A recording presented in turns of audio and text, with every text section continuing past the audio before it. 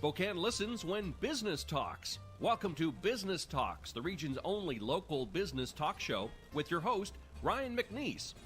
Business Talks is brought to you by our friends at STCU and Well Dressed Walrus. Now, let's get down to business with Business Talks.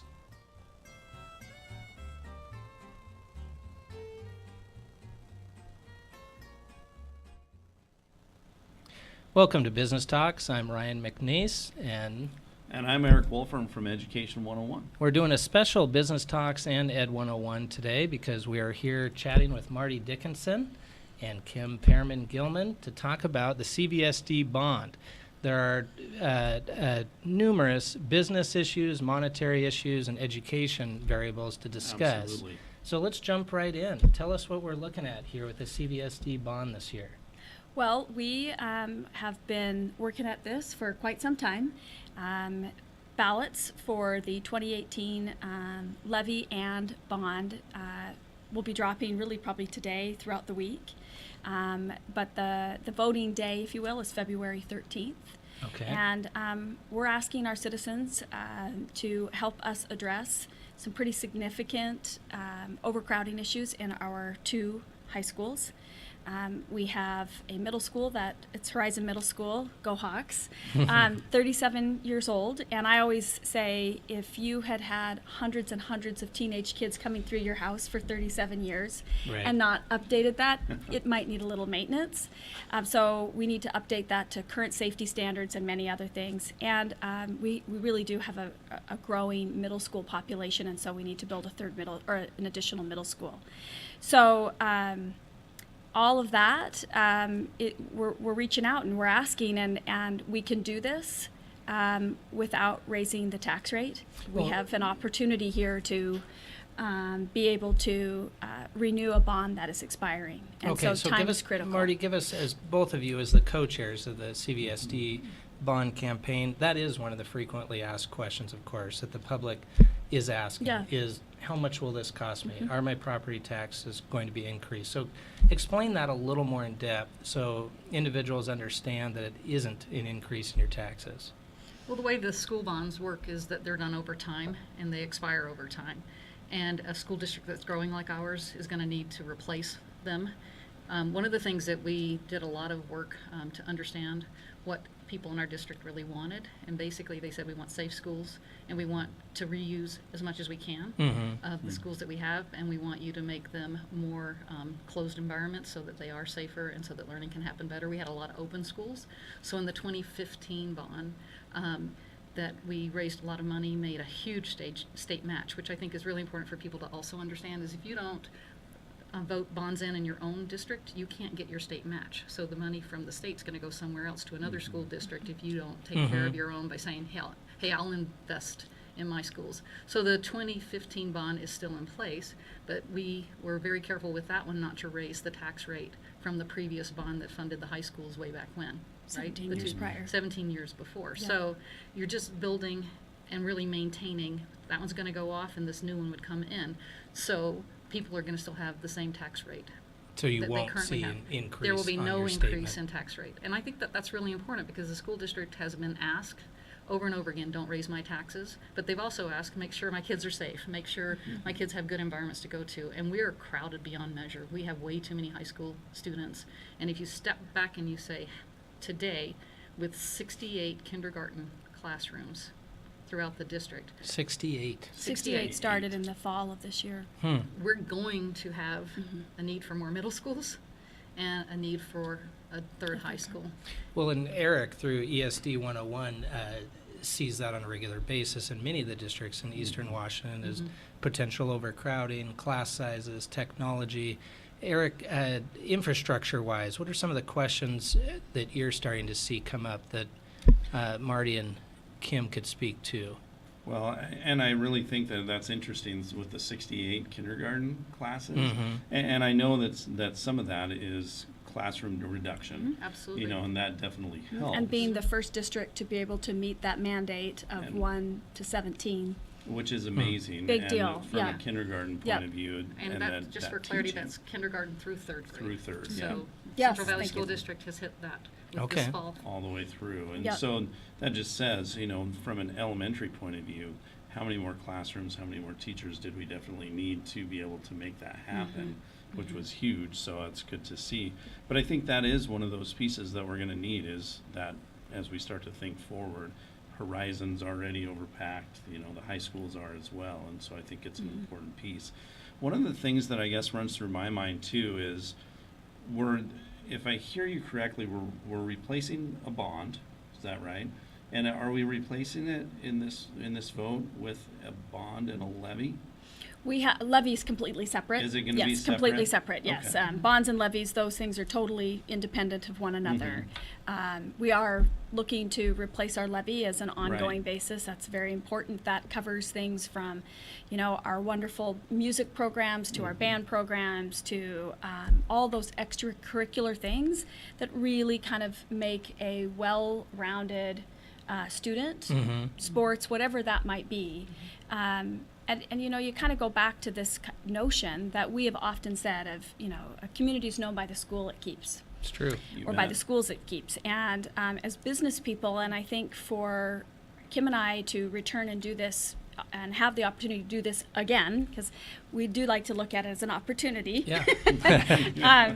But to really put ourselves out there yet again, like we did in 2015, I think we're doing it, and I think I speak for both of us on this, is one, that the transparency and the financial stewardship in which the school district has planned for this growth, and the timing in which they've done that, because in 2015, we had grade schools that needed to be brought up to safety standards.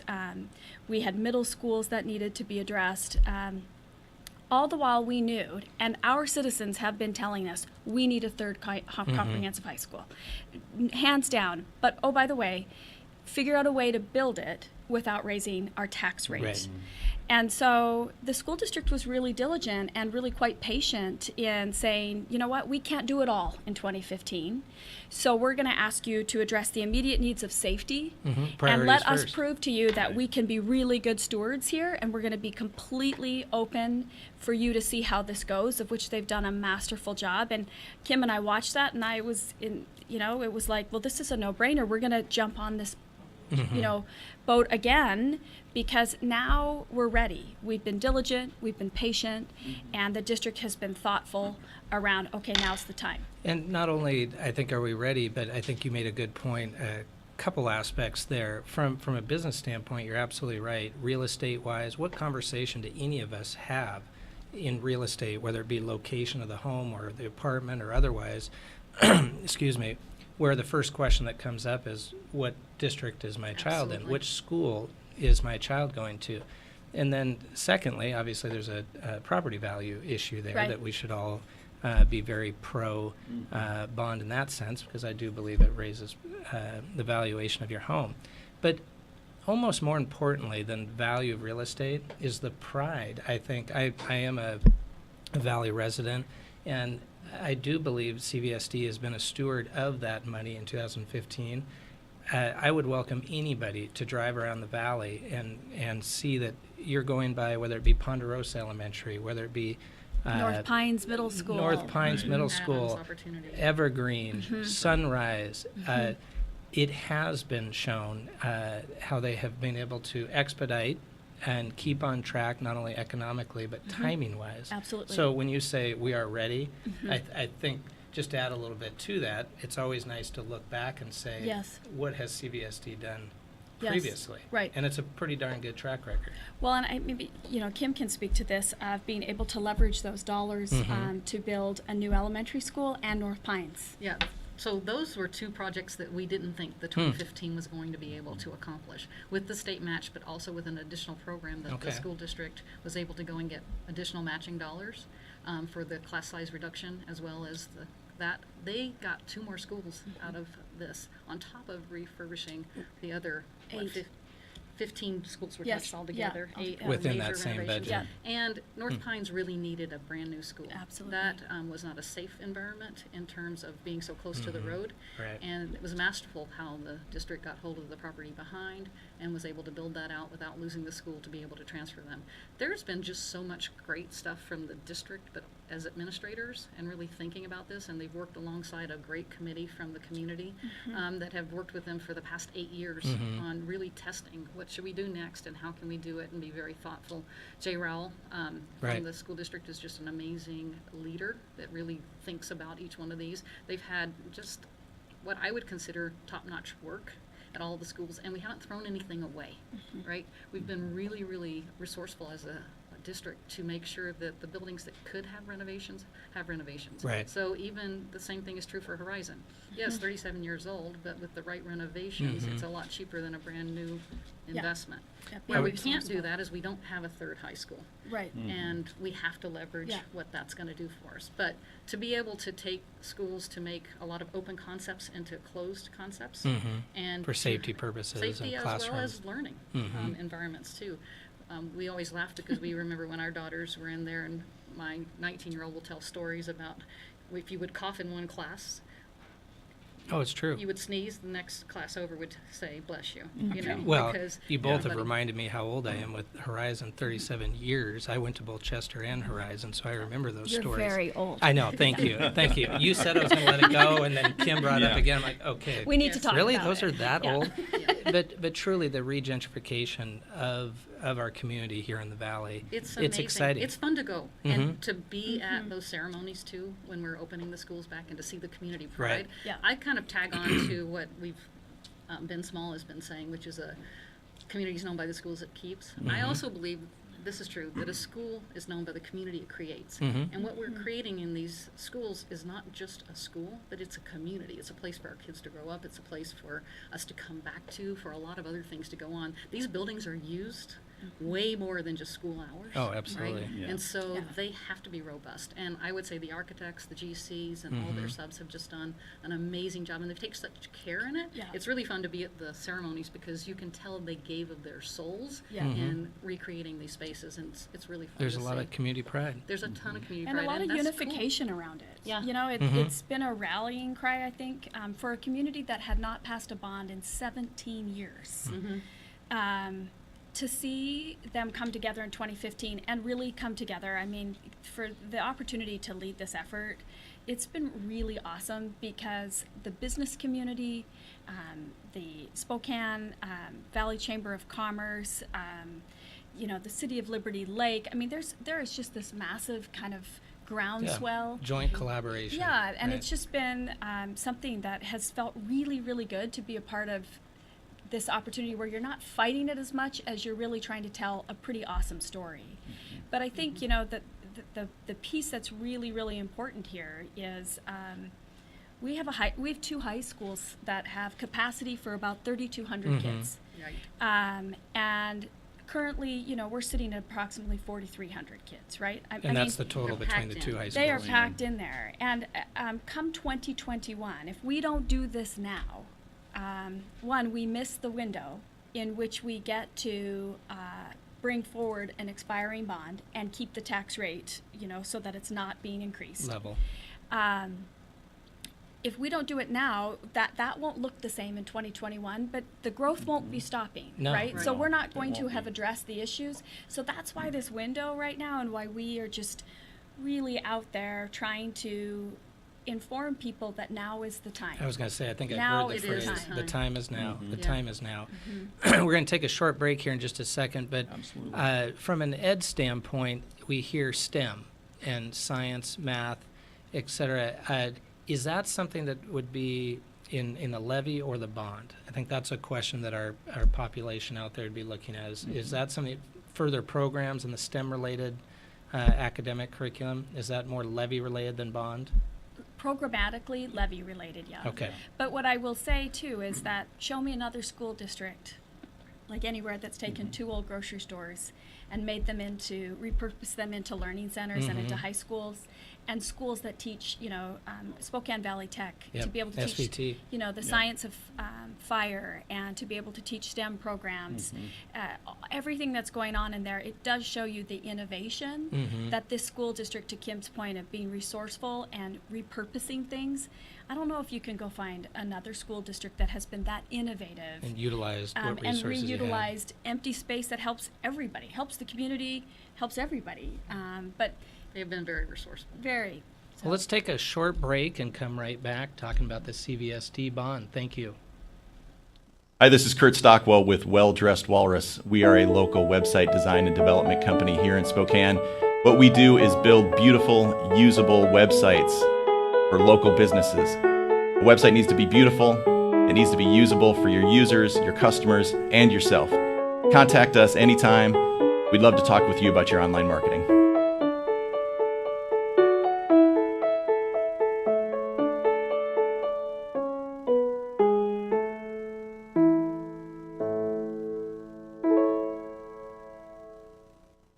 The economy is getting stronger. Banks are lending again, and interest rates are at historic lows. Now is a great time to buy your dream home. The caring and knowledgeable professionals at Homes for You have been helping people just like you for over 20 years. They take the time to listen to what you want and will help you find just the right home in Washington or Idaho. Real estate is what we do at Homes for You, 928-5782, or visit online at homes4uspokane.com.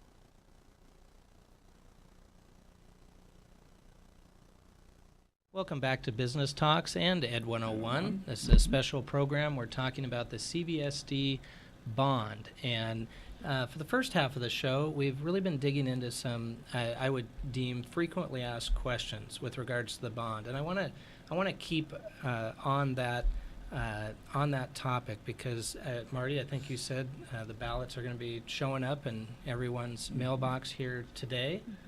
And let's be frank, that's the first thing you end up talking about. That shows up on your counter, you open it up, you're talking with your spouse or significant other, etc., and you start asking each other, what are these questions? What are we being told? What are we hearing in the community? Is this true? Is this a myth? How should we vote? And I think you're doing a good job today of describing some of those very critical questions, whether it be monetary, and how that monetary decision relates to academics, infrastructure, et cetera. Let's continue with that. What are some other issues that are imperative that the public does know when they're making this vote? Because it is a critical vote. We mentioned in the first half, the time is now in the sense that there really is a window here economically, politically, to do it. Yes. What are these questions that need to be answered so that the voting public has the true facts? I think the things that we would want you to know is that this is an investment, that we've really thought about it from that perspective. I want to say this from the standpoint of my kids are through school. My kids are older, they've all graduated, but I know from a business perspective and from a community that I want to live in, and this is a community I chose from the East Coast some 30 years ago by doing market research, and one of the biggest things that was important to me were the schools, and I chose Central Valley schools for my kids to get their education. So you're literally living this decision. All three have all gone through this. I want this to be the place that they want to bring their lives back to and raise their kids and my grandkids and my great-grandkids. And if I don't make an investment today for that future, I'm going to let that slide. And if we drop the ball now, we are really not doing our job for future generations. So somebody else made the right decisions years ago for my kids to have schools, and I want to be there to help pay it forward from that perspective. But what's important, I think, for all of us to understand is that we are growing. And every other school district and any other place that's grown has had to add high schools. You know, sometimes we say, oh, Bears, Titans, you know, and sure, that does matter, but plenty of school districts have more than 2 schools, but they started out with 1, then they went to 2, then they went to 3, then they went to 4. So that's what happns. And it's not like we can say we're just not going to build schools. Yeah, we're done growing. We're done growing, or we're done Which educating. is contrary to... No, I mean, if you want a crisis, don't educate people, right? Education is the one way that we all have in a public education to do something better for ourselves, right? And to do something better for our community. So the 3rd high school is a must.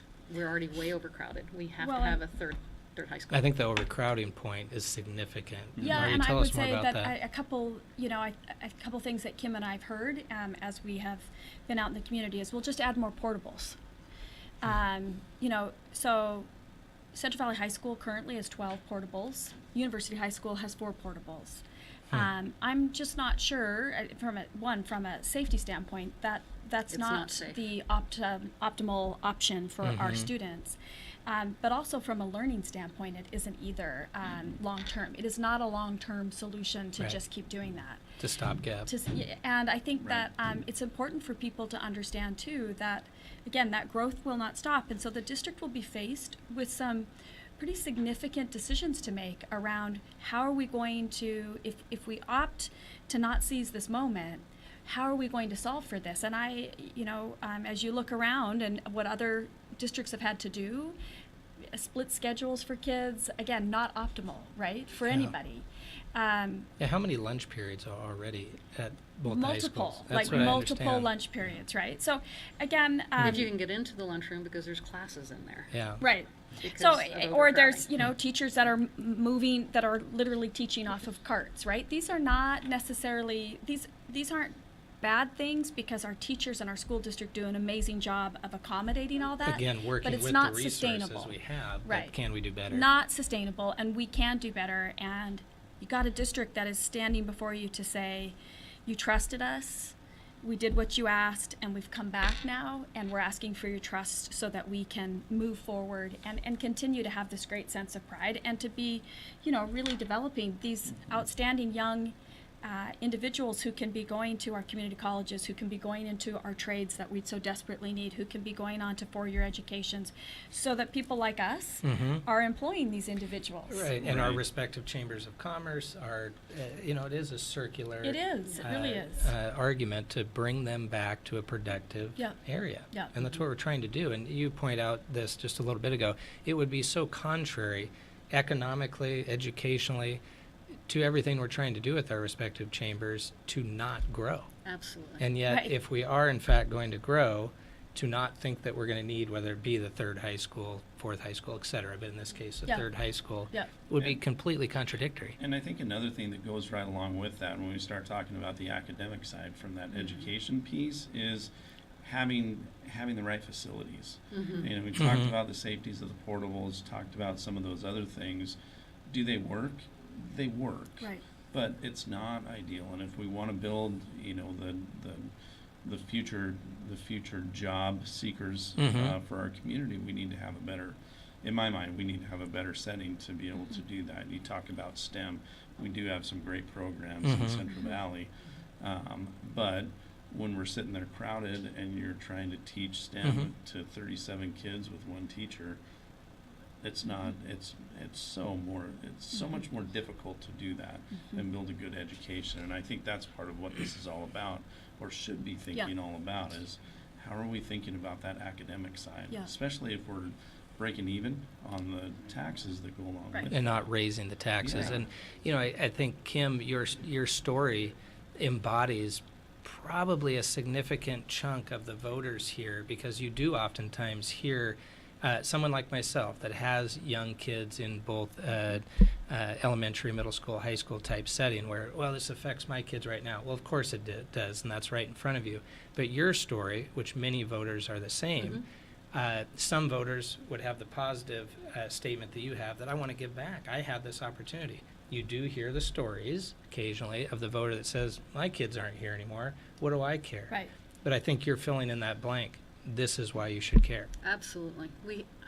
It's imperative that we care. People cared before us, right? Yeah. We need to care for the next generation, I mean, I so they even can Sounds care, logical. so they can care for us. If you really think about it, I need them taking care of me. Okay, now we understand what's going on. So We're there's a back to little the age self-interest thing. thing out there. Yeah, okay. But it's true, Horizon and is I mean, old. I have 3 children too that will have gone through, and it kind of in the teeth of the overcrowding, none of which will have reaped the benefits of Chester Elementary having been remodeled, Horizon and or University High School.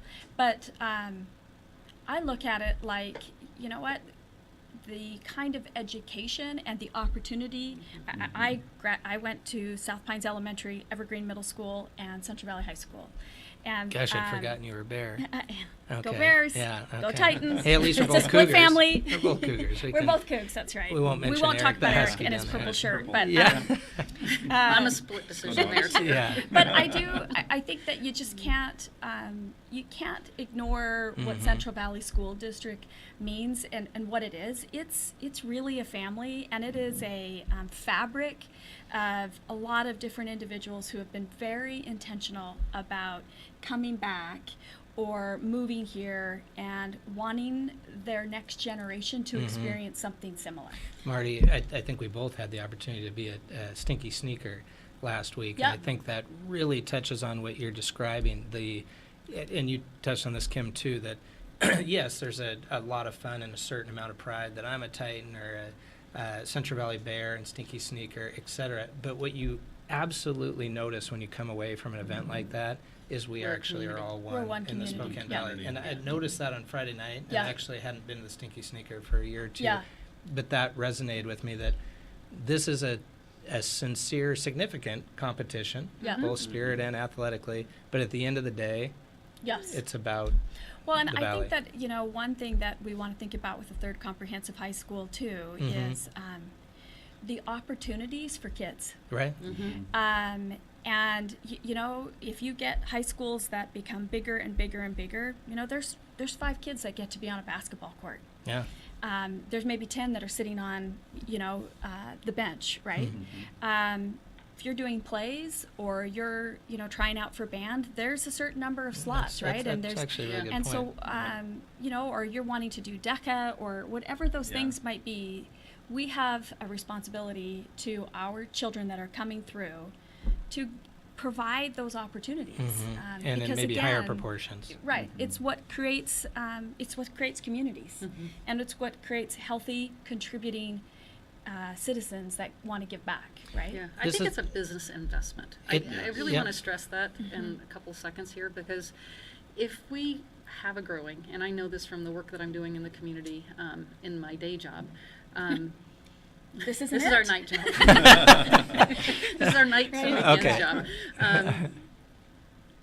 All volunteer. We always want to make sure everybody understands that. Yes, it's all volunteer. Everything's volunteer. Yeah, well, that's for the- important, for though. the It Yeah, not shows- paid by the citizens district campaign. by It, any it means. shows yeah. your passion for doing this. But it's a business investment from the standpoint of we are growing. I mean, we have, just pick up the Journal of Business, pick up the Spokesman Review, read the Inlander. You'll see the companies that are coming here and investing in the valley. And my husband sells real estate.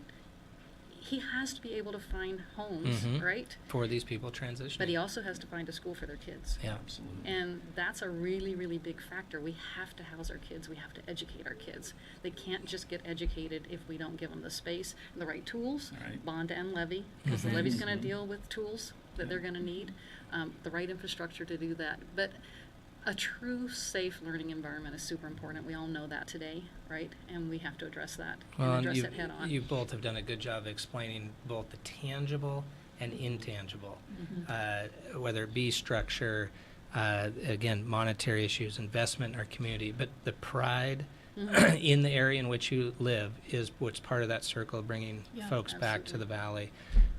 Thank you both. Appreciate it. This is a critical vote It coming really up. is, and we It need is. people to vote. Well, and Yeah, on that please. note, Get out and vote. what is the best way to direct our listeners or otherwise to find out even additional information to even clarify what we're talking about today? What's the best way? Well, we have a website, which is cvschools.cvpowered.com. Okay. So great information is on that website with multiple links around planning that's going on around the third high school, information around what happened with the 2015 bond, how this affects you personally. You can do the mathematics if you really want to know exactly what this is costing you on a per thousand basis of the value of your home.